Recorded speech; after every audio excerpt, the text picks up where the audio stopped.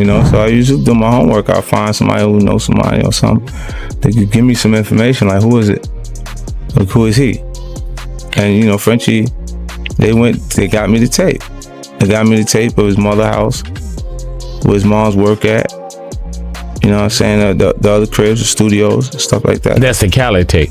Right. Okay. So this is the daughter of the ruler of Dubai, and apparently she uses controversial rule on social media. So listen, this is wild because 50 Cent is still out here making sure he can throw shade at French Montana anytime his name pops up online and everyone is watching, but this time it got way bigger than jokes because French is not just dodging music world drama. Now he might be stepping into something even crazier, like the fancy life of Dubai royalty, and on the surface it all looks like a win. French Montana engaged to a Dubai princess worth a crazy 18 billion, and to most people it seems like he finally jumped from small-time to big-time king vibes. Oh girl, you won't believe this. So everyone thinks Dubai is all shiny towers, fancy cars, and endless money. But if you dig a little deeper, it's not all perfect because the word is French. Montana is not really running there for love, it's more like a survival move with Diddy. Still caught up in federal trouble and all the old bad boy stuff still under investigation, French needed a backup plan and Dubai looked like paradise. But paradise has its dark side. The people who know Dubai well will tell you, some of those royals have been up to wild crazy stuff for years. Like way worse than Hollywood drama. There are whispers about princes doing shady things and Western celebs getting caught up in it, and trust me, these stories are not new. Okay, listen, so French Montana, this guy always chasing money, partying non-stop and leaning on powerful people, suddenly is holding hands with a princess and a 7 billion safety net. And it all looks way too perfect, like something is off. People are saying sure he could love her, but maybe survival was the real reason, and here comes 50 Cent throwing shade saying French got bought, and it's not just about the ring, it's like he ran from Diddy's mess, only to land somewhere he still has to answer to crazy rich people with too much cash and no rules. The irony hits hard. French thought Dubai was his escape, but if even half the stories about those princes are true, he might have stepped from one fire straight into another. And unlike the feds, royalty in Dubai plays for keeps, so that 7 billion escape plan looks less like freedom and more like a fancy trap. And in the end, he might have traded one chaos for a whole new kind of trouble. Colin comes out, like we said, and now you have real deals on the table. And out of all those, you go with Diddy. That's not how it really went. Was it Diddy? Was it Bad Boy MMG? Yeah, I went to go see Ross. And Ross was like, I got an opportunity for you. I don't have the money for you, but I got the opportunity. I guess because the same thing Meek did, the same thing Wale did. I guess whatever the way the situation, his label was, he wasn't trying to give me the money I wanted, and I wanted like a whole bunch of money. But he was like, look, let's do it like this. Let's co-puff, and let's get him to give you the bag. You can still be MMG / you know what I'm saying? Bad Boy, Coke Boys, yep. Right. How much money did you get?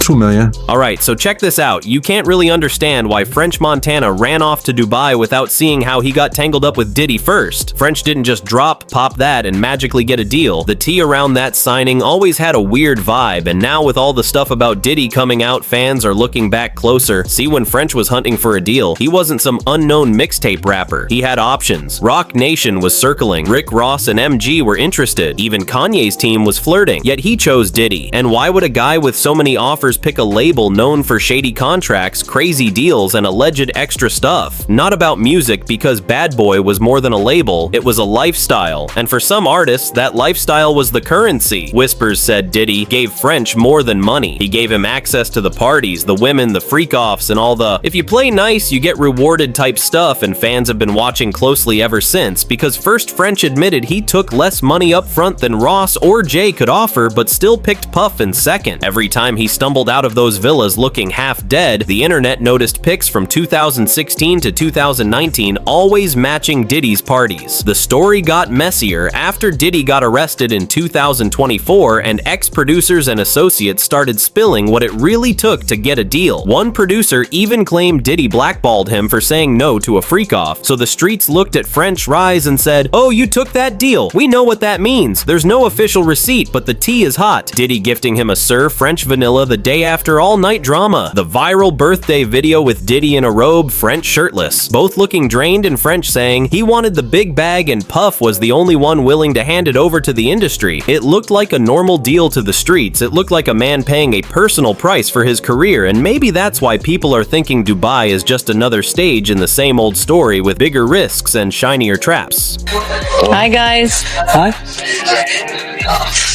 So this is where it gets really wild. In mid-2024, French Montana shows up at Paris Fashion Week, not just flexing a fresh new fit, but also allegedly showing off a fiancé, and not just any fiancé. 𝐃𝐢𝐬𝐜𝐸𝐸, a princess from one of Dubai's ruling families, and baby, that ain't no regular Bronx love story, that's a full-on chess move, because around the same time, the feds were stacking mountains of evidence on Diddy, the freak-off tapes, the trafficking whispers, the money laundering angles, and anyone in Diddy's inner circle was suddenly radioactive. Artists, assistants, producers, even random friends were getting subpoenas or being grilled in French. He wasn't just a friend. He was practically Diddy's shadow for years. All the birthday trips, the champagne endorsements, the constant co-signs. If the prosecutors wanted their case airtight, French had to be a part of it. So what does he do? He doesn't just leave the country. He links himself to one of the richest families in the Middle East, reportedly worth over 18 billion. That's generational oil money. Money that doesn't blink at 7 billion fortunes. And when you marry into that, you don't just get cash, you get protection, a new passport residency in a place that don't play about outsiders digging around the streets, say French ain't in love, he's in full survival mode, pointing to how quickly the engagement happened, how perfectly it lined up with the heat back home, and how he's spending more time in Dubai than in New York or LA to his fans. It looks like a whirlwind romance to his critics. It looks like a full-on escape plan, dressed up in Cartier and wedding vows. And don't forget the optics every time he posts with his princess. He looks cleaner, sharper, almost reborn, but the comments stay messy. Boy, you traded Diddy for Dubai or worse. Better hope those sheiks don't treat you like Puff did, because the gag is French. Thinks he leveled up by running to Dubai, but anyone who knows Middle Eastern royals will tell you sometimes you don't escape a fire, you just walk straight into an even bigger, hotter one. And now people are watching wondering if he's really safe or just stepped into a whole new kind of drama that even billions can't fix. Can I tell you what I actually learned? A friend of mine is an air hostess, and her friend was on a flight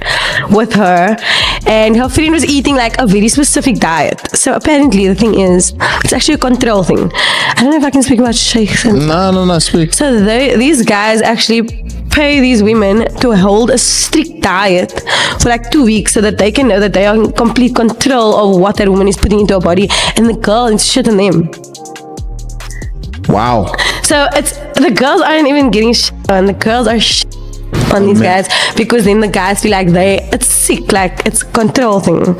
So then they know, like, oh, you listened to me for 2 weeks. Yeah, so that's probably their kink, that girls actually listen to it. No 2-minute noodle. So listen up, French. Probably ain't gonna like hearing this. Running from Uncle Sam to the UAE ain't always freedom. Sometimes it means signing up for a whole new kind of deal, because Dubai looks all Lambos, skyscrapers, and tigers on yachts. But the whispers have been ugly for years. Influencers fly in wide-eyed, chasing the tax-free glam, then sneak back, spilling tea about palace parties where people were treated like props, men and women. Both allegedly, some royals see outsiders not as people, but as toys. And when you step into that world, broke, compared to their billions, you don't make the rules, they do. Now picture French Montana next to 𝐃𝐢𝐬𝐸𝐸's family's 18 billion fortune. He ain't wealthy. He's ornamental, no political power. 𝐃𝐢𝐬𝐸𝐸 is the daughter of one of the most powerful autocrats. French is just pretty foreign, famous enough to bring shine, but not strong enough to push back if they decide. He's just another accessory, and people online are already saying this move looks less like escaping Diddy and more like stepping into a gilded cage where the parties are bigger, the palaces flashier, but the rules even stricter, and he might be learning the hard way that some traps are shinier than others, but still traps. So listen to this, because it gets even crazier. French just tied himself to a family that ain't new to global drama, remember? 𝐃𝐢𝐬𝐸𝐸's viral Insta-divorce in 2024, she dumped her husband with 3 words. I divorce you, a move nobody had ever seen in royal circles. And yes, it was admirable, but it also showed just how messy royal life can really get. Add in her relative's princess. Latifah's failed escape attempt, Princess Shamsah's alleged abduction, all allegedly ordered by their own father, the autocrat Dubai's absolute ruler, French's new father-in-law. Now suddenly that fairy tale shine looks cracked, because when power that heavy moves against you, freedom ain't promised. And that's why the internet calling this his 7 billion escape plan makes so much sense. Marry into obscene wealth, secure residency, hide under a royal shield. If the feds come knocking on Paper Genius socially though, baby, it's pure deja vu for years. People clowned French as Diddy's boy toy, the shirtless dinners, the birthday serenades, the Ciroc rewards. Now, the gossip says he swapped one sugar daddy for a whole dynasty of potential sucrose habibis. The irony hits hard. Hip-hop sold us French as the underdog, hustler, Moroccan grit, Bronx pride, coke boy hustle, but Dubai royalty don't play like bad boy records. You don't outshine them, you don't embarrass them, and you don't outlive your usefulness. If the whispers are even half true, French didn't escape a velvet leash, he just traded it for a golden cage. So yeah, he left hot water in the States, but in Dubai, baby, he might be learning the hard way that some flames are hotter than others, and the gilded life ain't always safe, and the higher the palace, the heavier the chains even when they sparkle. Table, and I'm sure there were some other ones also. Yeah.